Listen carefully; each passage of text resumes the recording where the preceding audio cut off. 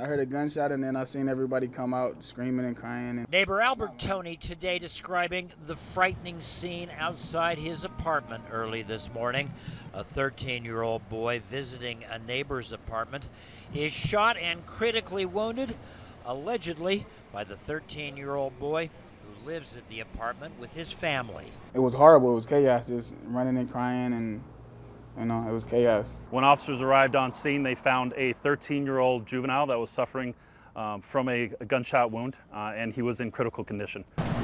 The gravely wounded child rushed to the hospital where he remains this evening. According to police, the 13-year-old who did the shooting lives at the apartment with his mother, siblings, and the mother's boyfriend.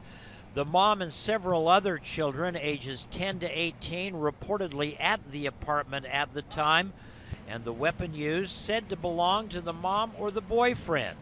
And according to Glendale police, the mom and the 13-year-old who allegedly pulled the trigger, now both facing charges. We will be submitting charges on the juvenile for his actions in the role and the contributing and the recklessness on the part of the mom for not having the weapons in a proper secured area. Just thinking about my daughters, just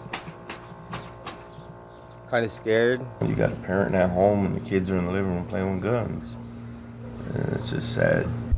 It's also the kind of tragedy that is infinitely preventable, according to police, and investigators telling us they found multiple unsecured weapons in the apartment this morning.